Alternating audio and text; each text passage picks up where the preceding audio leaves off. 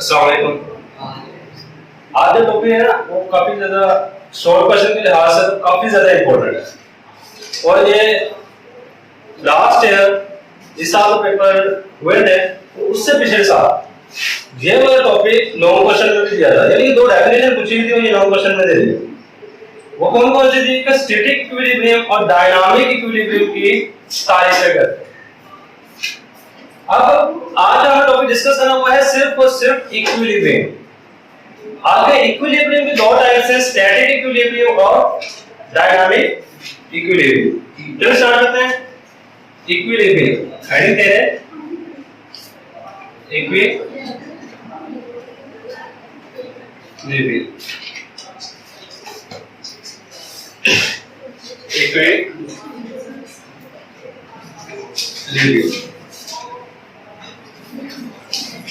अच्छा, उर्दू में अगर इसका लफ्ज़ी मतलब देखा जाए तवाज़ुन को कहते हैं। वो मैंने एक शीशा की एग्जांपल देख कहा था कि एक बच्चा इस साइड बैठ जाता है, एक साइड बच्चा इस साइड, बिल्कुल जब दरमियान में आ जाते हैं तो हम कहते हैं तवाज़ुन आ गया, यानी वो चीज हिल नहीं रही।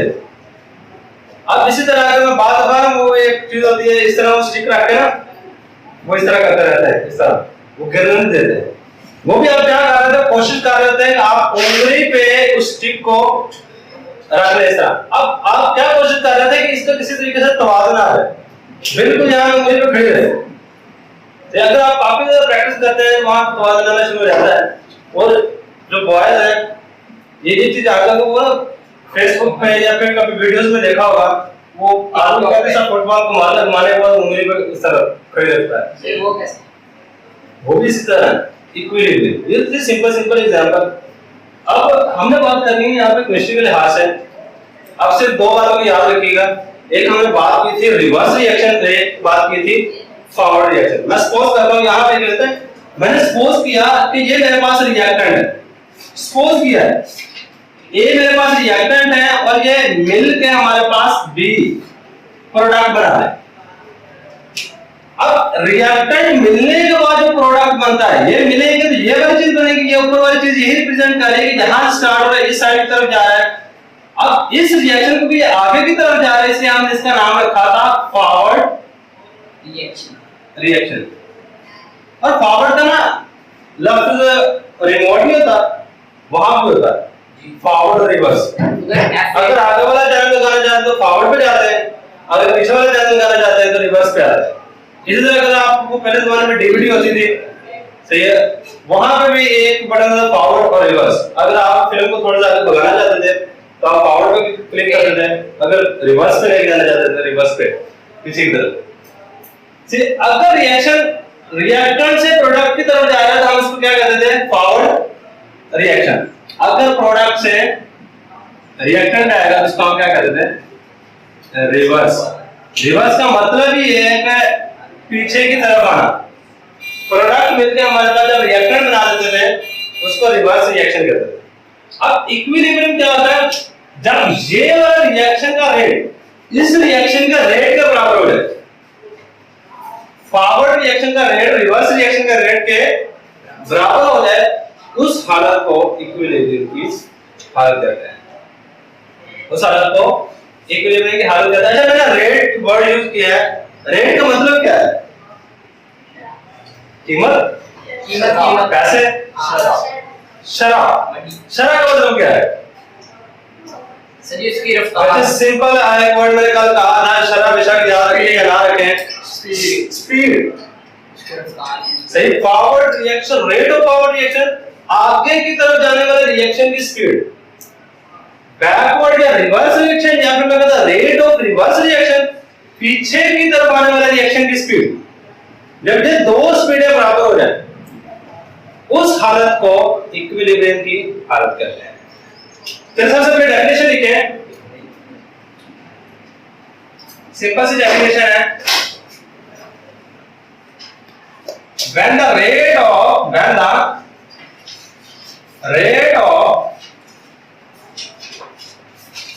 forward reaction का जब स्पीड या rate is same as the rate of reverse reaction के बिल्कुल एक जैसा है reverse reaction. The composition of, composition कहते हैं तरकीब को, कंपोजिशन किसको कहते हैं? तरकीब उर्दू में। The composition of reaction mixture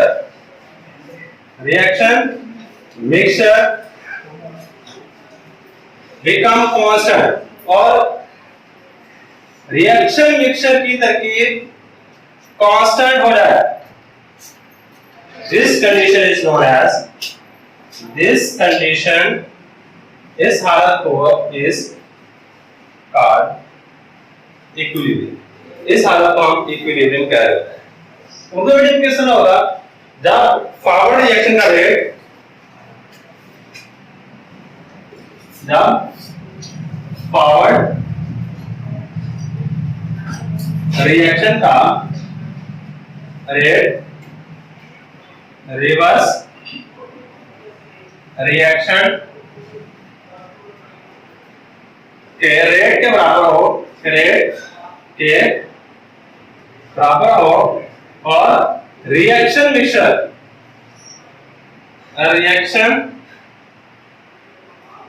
की तरतीब, रिएक्शन मिक्सचर की तरकीब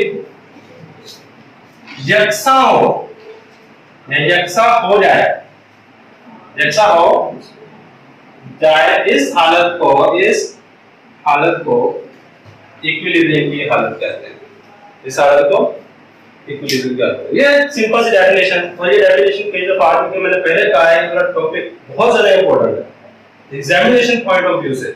जो भी चीजें अनइंपॉर्टेंट थी मैं कहता रहा था, साथ बच्चे इसको याद कीजिएगा या ना करें वो आपकी मर्जी है, इसको छोड़ दें, मेरे साथ है सही। लेकिन ये वाली चीज बहुत ज्यादा इंपॉर्टेंट।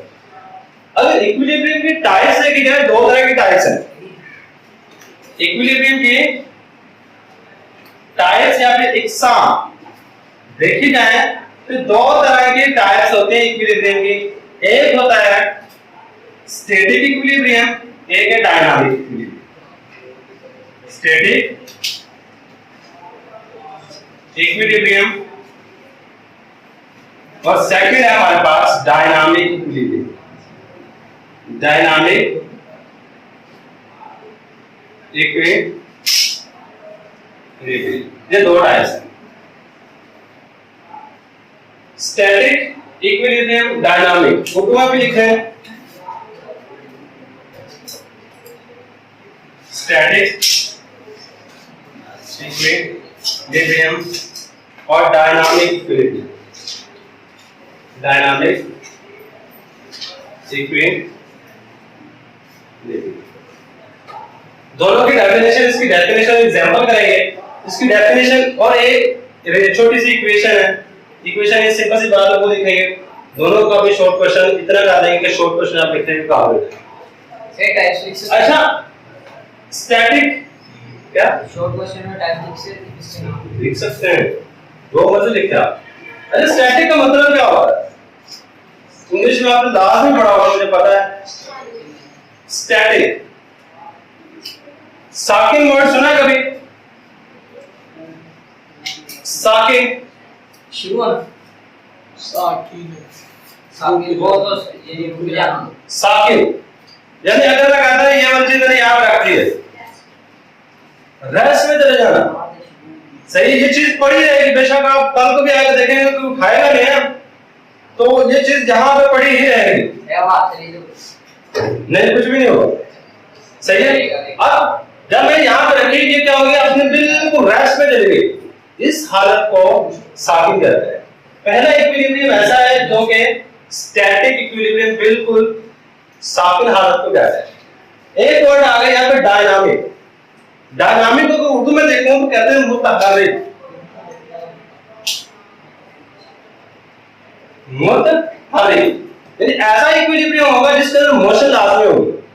ऐसा इक्विलिब्रियम जिसके अंदर मोशन हो उसको डायनामिक इक्विलिब्रियम कहते हैं, उसको डायनामिक इक्विलिब्रियम कहेंगे। अब स्टैटिक इक्विलिब्रियम के साथ पहले डेफिनेशन करते हैं। डेफिनेशन बिल्कुल इसकी सिंपल सी है।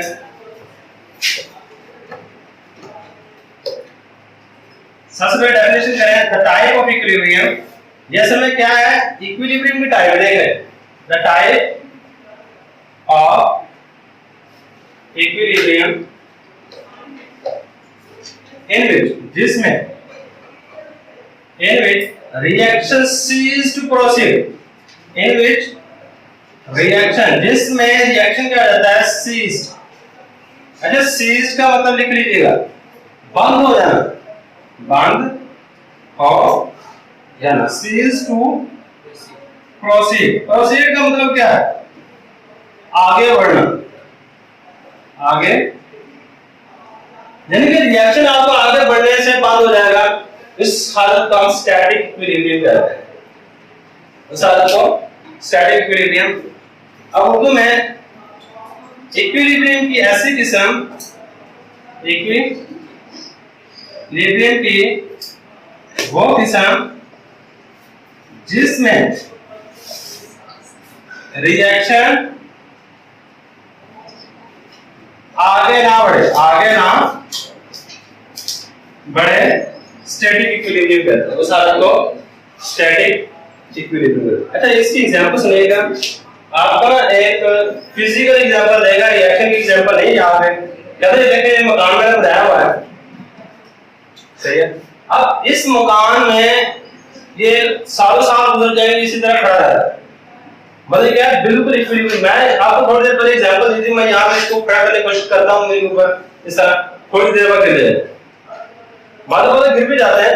लेकिन ये क्या होता है, आज आपने बनाया, ये मुनहदिम उर्दू के अंदर वर्ड लिखा हुआ है, सही क्या लिखा है, मुनहदिम। मुनहदिम का मतलब गिरने की बजाय, मुनहदिम की जगह आप गिरना भी वर्ड इस्तेमाल कर सकते हैं। तो जैसे मकान खड़ा है, पूरी जिंदगी खड़ा ही रहेगा, लेकिन किस हालत में, स्टैटिक इक्विलिब्रियम। कभी भी ऐसा नहीं होगा कि आज आपकी एकेडमी यहाँ पे है, कल कहीं और पे चली जाए, जी जी जी, इधर बात पे चली जाए, वो और बात है। सही है। अब कभी भी ऐसा नहीं होगा कि आपका घर तो नहीं, आपको कभी कहीं गया किराया तो ना लेना, अपना ले भेज देना। कभी ऐसा नहीं होगा कि आप सुबह आए हो घर पे या पढ़ने के लिए, आप जाए फिर लोग हमारा घर पता नहीं कहाँ चला गया, यानी कि जहां पे वहीं पे रहे साथी। उस हालत को हम क्या कहते हैं, स्टैटिक इक्विलिब्रियम।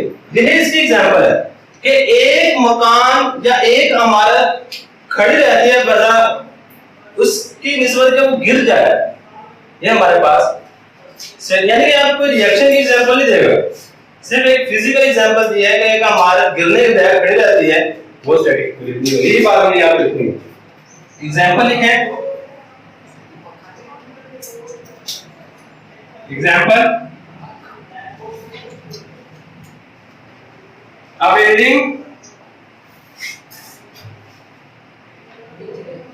building remain, एक बिल्डिंग रहती है, remain standing, एक बिल्डिंग खड़ी रहती है, standing, because the force acting, क्योंकि उसके ऊपर जो फोर्सेस एक्ट करते हैं, फोर्सेस एक्टिंग और इट इज इन इक्विलिब्रियम, वो इक्विलिब्रियम में होती है, इक्विलिब्रियम। अच्छा, मैंने यहाँ पे एक वर्ड लिखा है कि बिल्डिंग के ऊपर जो फोर्स एक्ट करती है वो इक्विलिब्रियम होती है। फोर्स क्या है, जैसे हवा चल रही है, कभी आपको आने वाले चल रही हो ना, कभी जा खड़ी है ना छत के ऊपर, तो आपको ऐसा लगता है आप पीछे की तरफ धकेल जा रहे हैं, सही है बच्चों, कोई बात नहीं, मैं भी खड़ा हूँ,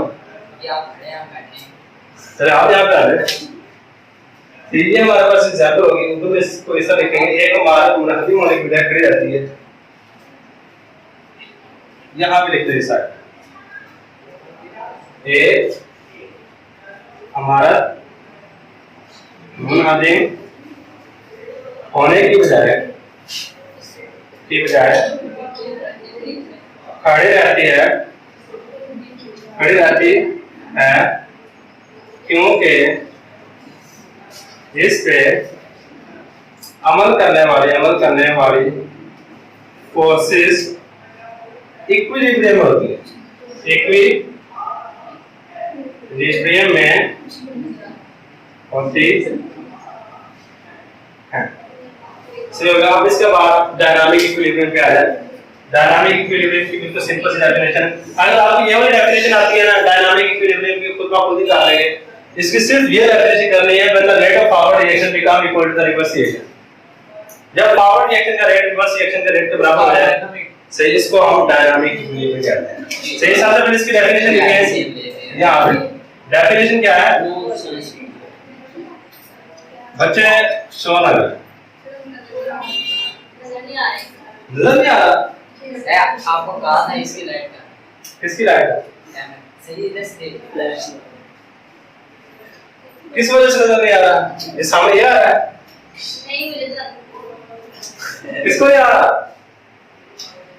जब बच्चे कल पे इसका इंतजाम कर लेंगे। सर ये ऐसे नजर आता है कि जब ये कॉल पर करते हैं तो पीछे से नजर नहीं आता।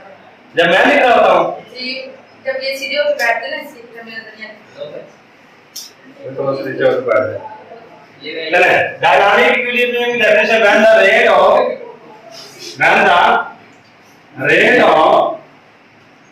फॉरवर्ड रिएक्शन, जब फॉरवर्ड रिएक्शन आगे की तरफ वाले रिएक्शन का rate, reaction become equal to the rate of reverse reaction, this situation, this condition is known as dynamic equilibrium. इस हालत को हम डायनामिक इक्विलिब्रियम कहते हैं। उर्दू मीडियम वाले जब फॉरवर्ड रिएक्शन का रेट, जब फॉरवर्ड रिएक्शन हमजा रिएक्शन का रेट रिवर्स रिएक्शन के रेट के बराबर है, रिवर्स रिएक्शन के रेट के बराबर हो जाए, इस हालत को डायनामिक इक्विलिब्रियम कहते हैं। तो ये वाली डेफिनेशन सबसे ज्यादा इंपॉर्टेंट, जितनी भी लिखी है ना, ये वाली डेफिनेशन सबसे ज्यादा इंपॉर्टेंट है। तो इसकी एग्जांपल में आप ये वाली एग्जांपल दे सकते हैं, हमने पहले लिखी थी। तो ये वाली एग्जांपल यहां पे लिख रहे हैं, डायनामिक इक्विलिब्रियम की एग्जांपल में लिख सकते हैं। मिसाल हमने क्या कहा था कि H2 का रिएक्शन करवाएं I2 के साथ, सही है, और इन दोनों के रिएक्शन के बाद हमारे पास यहाँ पे 2HI बन जाता है। ये डायनामिक इक्विलिब्रियम की एग्जांपल में बुक पे हमने G लिखा हुआ, ये क्या? ये गैस, G का मतलब होता है गैस। जिस तरह हम यहाँ पे लिखा हुआ G और ये वाला हमारे पास ये लिख लीजिए, सही है। हमारे पास इसका मतलब ये है कि गैस है, ये भी गैस है और वो भी आगे वाला गैस है, सही। अगर यहाँ पे S आ जाए वर्ड तो उसका मतलब है सॉलिड, अगर यहाँ पे L वर्ड आ जाए उसका मतलब होता है लिक्विड, सही। ये हमारे पास इसकी एग्जांपल के बाद एक बात और लिखना है कि यही बात लिखने लगे हैं, rate of forward reaction, rate of, ये बेटा कुछ लिखिए उर्दू मीडियम वाला, फॉरवर्ड रिएक्शन लिखते जाइएगा, ये इसी तरह लिखना है। आगे बराबर का निशान डालना है, डालने के बाद आपने आगे लिख देना रेट ऑफ रिवर्स रिएक्शन। ये वाली इक्वेशन आपने एक छोटी सी लिख देनी है कि जहां पर rate of power reaction reverse reaction के बराबर है, उस हालत को इक्विलिब्रियम लिखा गया है। डायनामिक का मतलब बताया था क्या होता है, मुतालिक का मतलब है जो चीज मोशन में हो, हरकत में हो, सही है। और मैंने HI की इसकी एग्जांपल देगी, ये बात बताई देगी कि दो चीजें मिलके ये वाली चीज, मैं वही बता रहा हूं कि ये दो चीजें मिलके ये वाली चीज बना देती हैं, तो ये वाली दोबारा फिर पीछे की तरफ वो इसी तरह चलता रहता है, यानी रिएक्शन रुकता नहीं है। ये वाली चीजें मिलके ये वाली चीज बनाती रहती हैं, ये वाली चीजें मिलके ये वाली चीज बनाती हैं। ऐसे कोई एग्जांपल हो सकती है? स्टैटिक ही नहीं है, स्टैटिक की सिर्फ और सिर्फ फिजिकल एग्जांपल हो सकती है, सही है, केमिकल एग्जांपल अब यहाँ पे ये वाली चीज आप अच्छे तरीके से याद कर लेंगे। ये वाली डेफिनेशन लास्ट याद कीजिएगा, डायनामिक इक्विलिब्रियम की डेफिनेशन। ये बड़े दफा एग्जाम में पूछी थी। अच्छा लास्ट में एग्जाम में इस तरह आया था, what is static equilibrium and dynamic equilibrium. Static equilibrium और डायनामिक इक्विलिब्रियम क्या है? 4 नंबर का क्वेश्चन आया था इस चैप्टर में से। अमूमन इस चैप्टर में से सिर्फ और सिर्फ 2 लॉन्ग क्वेश्चन ऐसे जो कि इंपॉर्टेंट है, जो बहुत दफा आ चुके हैं, लेकिन उन 2 लॉन्ग क्वेश्चन के अलावा बाद दफा ऐसे क्वेश्चन दे देता है जो कि शॉर्ट क्वेश्चन के तौर पर बनते थे। आपको एक एग्जांपल दूंगा, लास्ट में चैप्टर नंबर 2 के अंदर जाकर हम कुछ क्वेश्चंस करेंगे। वहां पे यूजेस ऑफ साल्ट है, बुक के ऊपर सिर्फ और सिर्फ उस टॉपिक का रिलेटेड 1 लाइन या 1.5 लाइन मैक्सिमम होनी है। ये जो लास्ट ईयर पेपर हुआ वो वाला लॉन्ग क्वेश्चन आया हुआ था, 1.5 लाइन का लॉन्ग क्वेश्चन दे दिया दूसरे उठा, 1.5 लाइन का लॉन्ग क्वेश्चन उठा के बना लेंगे। सही? कहां पे? यही बात याद रखिएगा कि कोई भी शॉर्ट क्वेश्चन और लॉन्ग क्वेश्चन के तौर पे आ सकता है। सही, ये वाला ये देखो साठ। हाँ, इसमें वो एक कॉर्नर में डबल होगा, ये इतना सारा दिया तो नहीं, इसके एक यूज में से जैसे वो 1.5 लाइन कैल्शियम ऑक्साइड हो गया, इसमें मैं बता दूंगा, जब आएंगे यहां बता देता हूं आपको। सही हो गया। अब इसमें और किस तरह आ सकता है, define equilibrium and explain it's side. Equilibrium की तारीफ करें, उसकी इकसाम की वजाहत करें। ये भी लॉन्ग क्वेश्चन है। इसका टारगेट इतना ही है, ला सकते हैं।